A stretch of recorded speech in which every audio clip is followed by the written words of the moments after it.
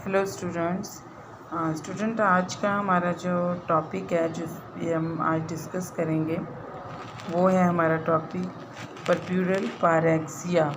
बच्चे की पैदाइश के बाद बुखार का जो होना उसको क्या कहते हैं, परप्यूरल पायरेक्सिया।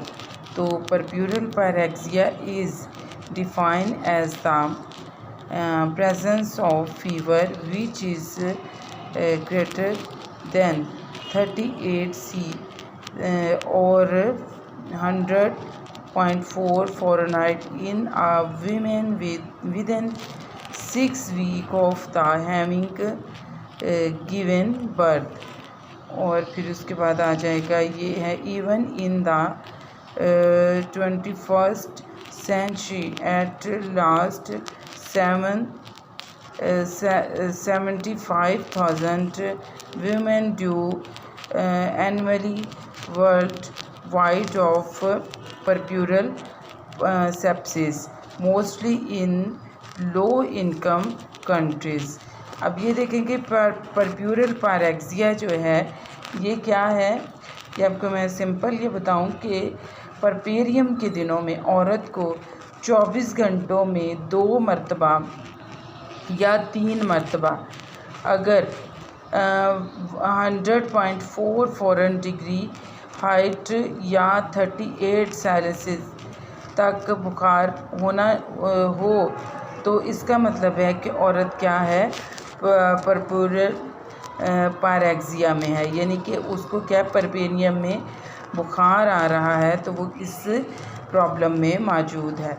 तो ये उन्होंने इस पर ये काफ़ी ज़्यादा बात हुई है, जो रिसर्च की गई है वो 75,000 औरतें हर साल परप्यूरल इन्फेक्शन की वजह से जो है उन डेथ होती है उनकी, और ये ज़्यादातर क्या है लो इनकम ये कंट्रीज़ में ये ज़्यादा पाया जाता है। सही है। फिर आगे नेक्स्ट इसका पॉइंट जो हम देखेंगे वो है अभी हमें इसकी वजूहात मालूम करनी है कि क्या वजूहात है कि जिसकी वजह से परप्यूरल पायरेक्सिया होता है। What cause puerperal pyrexia, puerperal pyrexia की क्या वजूहात हो सकती हैं। परप्यूरल सेप्सिस हो सकता है, यूरिनरी ट्रैक्ट इन्फेक्शन हो सकता है, मास्टाइटिस हो सकता है, जैसे कि ब्रेस्ट पर कोई एब्सिस हो जाना, एब्सिस इन द ब्रेस्ट, और HIV और एड्स ये जो हैं ये हो सकते हैं। तो एक दफ़ा मैं इनको फिर आपको बता देती हूँ कि कोई भी तलीदी निज़ाम का इन्फेक्शन परप्यूरल सेप्सिस हो सकता है, पेशाब की नालियों का इन्फेक्शन यानी कि यूरिनरी ट्रैक्ट इन्फेक्शन हो सकता है, छाती से मुतल्लिका मसाइल जैसे कि पीप पड़ जाना या कोई एब्सिस बन जाना वो क्या कहलाता है, वो मास्टाइटिस कहलाता है, और कोई भी ज़ख़म हो जाना या कोई एब्सिस वो। फिर उसके बाद आ जाता है किसी भी किस्म का कोई भी थ्रोम्बोलिज़म, थ्रोम्बोटिक कैफियत कोई भी हो सकती है, यानी खून की नालियों में खून का जम जाना जो है ये हो सकती है इसकी वजह। और फिर उसमें और भी बहुत सारे जो हैं इन्फेक्शन हो सकते हैं जो मैंने यहाँ पर तो मेंशन नहीं किए, लेकिन मैं आपको और दूसरे तिब्बी भी बहुत सारी वजूहात हो सकती हैं, जैसे कि मलेरिया, हेपेटाइटिस या टाइफाइड, गर्दन तोड़ बुखार, हैज़ा वगैरह भी इसमें उन वजूहात की वजह से भी ये परप्यूरल पायरेक्सिया हो सकता है। और HIV और एड्स ये भी वजूहात हो सकती हैं। निज़ाम तनफ़्फ़ुस का भी कोई इन्फेक्शन, नमूनिया वगैरह भी वजह हो सकती है इसके, मतलब ये भी कॉज बन सकती है। ठीक है। फिर उसके बाद हम करेंगे how is puerperal pyrexia diagnose.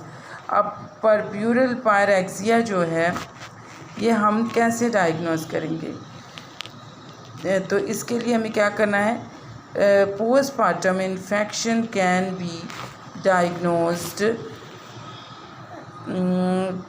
जो है एज ए मतलब कि फ़िज़िकल एग्जामिनेशन, मिडवाइफ और डॉक्टर में take as urine or blood sample to test for bacteria or use to cotton swab to take a culture of uterus। अब जो है इसमें हमें क्या क्या तरीक़ों से हम इसको डायग्नोस कर सकते हैं। पहले तो किसी भी गायनोकोलॉजिस्ट या मिडवाइफ के पास अगर पेशेंट आती है तो उसको क्या करना चाहिए कि उसको डायग्नोस करने के लिए सबसे पहले एग्ज़ामिन उसका करना चाहिए कि कोई वजाइनल इन्फेक्शन तो नहीं है मौजूद, कोई जो है उसमें वजाइनल एग्ज़ामिन में हम कलर चेक करेंगे कि कलर क्या है, जो डिस्चार्ज हो रहा है उसका कलर क्या है, फिर कलर स्मेली तो कलर उसका कैसा है, रेडिश है या ग्रीन है या फिर जो है वो ऑफ वाइट कलर है। तो वो कलर को हम पहले तो ऑब्ज़र्व कर लेंगे, फिर उसके बाद जो है हमें क्या करना है कि उसकी स्मेल को और चेक करना है कि जो डिस्चार्ज हो रहा है उसमें किसी किस्म की कोई स्मेल तो मौजूद नहीं है।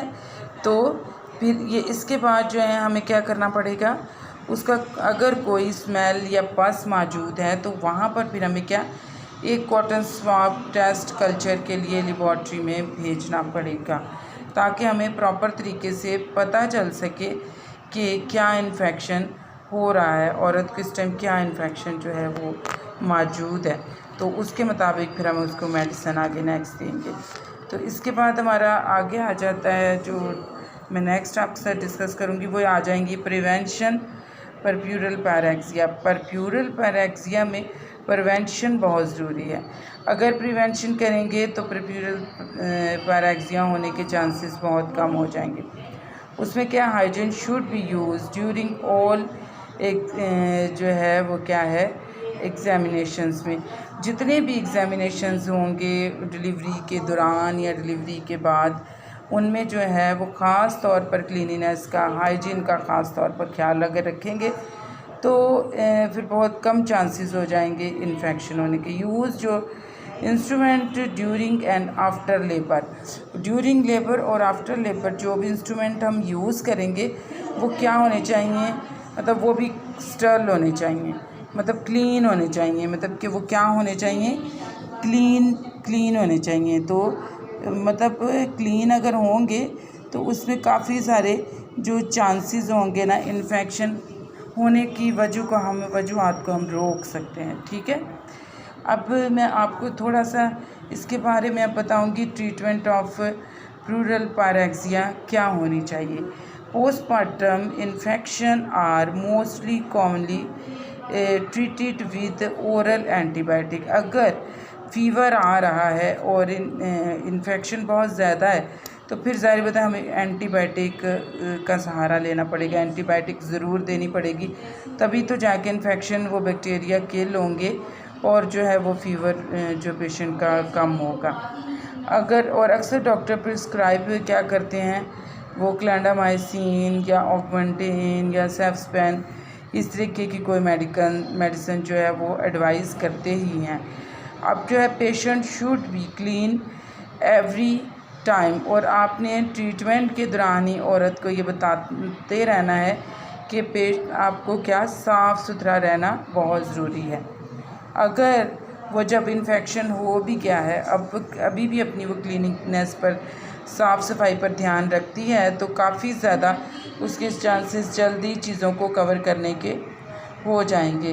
तो एक दफ़ा हम दोबारा से फिर इसके ऊपर ज़रा बात करेंगे कि इसमें क्या क्या हम और भी इससे रिलेटेड जो पॉइंट हो सकते हैं इन्फेक्शन से बचाव के, तो वो क्या क्या कर सकते हैं। तो उसमें हमल, बच्चे की पैदाइश और पोस्टमार्टम का जो भी दौरानिया होगा पूरा, उसमें होने वाले इन्फेक्शन से अच्छे हिफ़्ज़ान सेहत के असूलों पर अमल करना चाहिए। देखिए, जब तक हिफ़्ज़ान सेहत के अमल पर हम नहीं करेंगे तो ये चीज़ों का हम कवर नहीं कर सकते।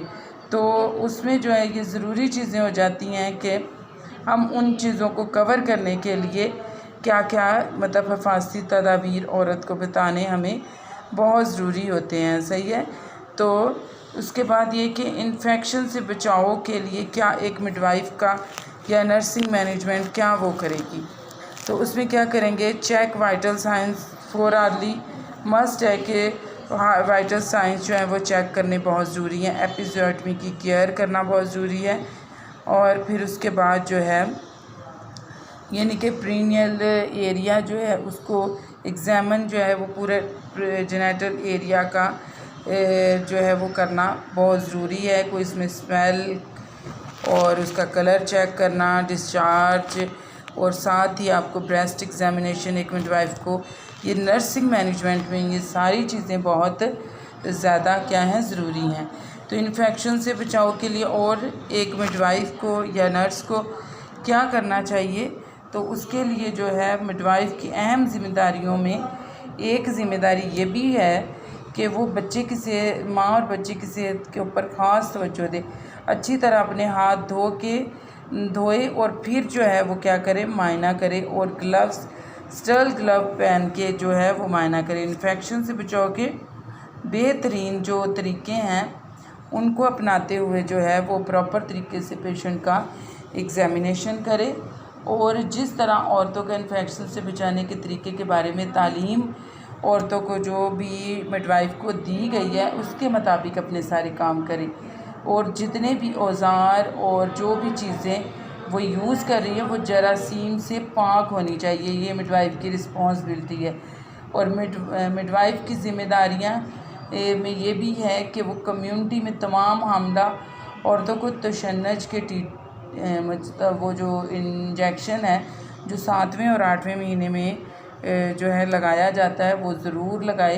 टेटनस टॉक्साइड का इंजेक्शन औरत को लगना बहुत ज़्यादा ज़रूरी है। ये मिडवाइफ की रिस्पॉन्सिबिलिटी, उसकी मैनेजमेंट में ये सारी चीज़ें आती हैं, तो फिर ही वो काफ़ी सारी ये चीज़ों को मैनेज कर सकती है। वो इससे हमारा अभी इन चीज़ों से वो रिलेटेड बन रहा था पॉइंट, तो मैंने इसलिए ये आपको डिस्कस किया है कि मतलब अगर हम ये सारी चीज़ें कर देंगे तो हमें इन प्लूरल पेरेक्सिया की फिर हिस्ट्री बहुत कम आगे जाके ये केस सामने आएगा हमारे। तो फिर उसके बाद कॉम्प्लिकेशंस इसकी क्या क्या हो सकती हैं। इसकी कॉम्प्लिकेशन में सेप्टिसीमिया हो सकता है, और पल्मोनरी कोई भी जो है एम्बोलिज्म हो सकता है, और नमोनिया हो सकता है। तो आज का हमारा टॉपिक जो था ये बहुत अहम था, एग्ज़ाम के पॉइंट ऑफ व्यू से भी और ये नॉलेज के पॉइंट ऑफ व्यू से भी बड़ा अहम था कि हमें जो है ये पता होना चाहिए कि प्लूरल पेरेक्सिया होता कब है, और ये कब जो है ये क्या क्या इसकी वजूहात हो सकती हैं, और क्या क्या ये इसके किस तरीके से हम डायग्नोस कर सकते हैं, और किस तरीके से हम इसकी प्रिवेंशन और ट्रीटमेंट कर सकते हैं।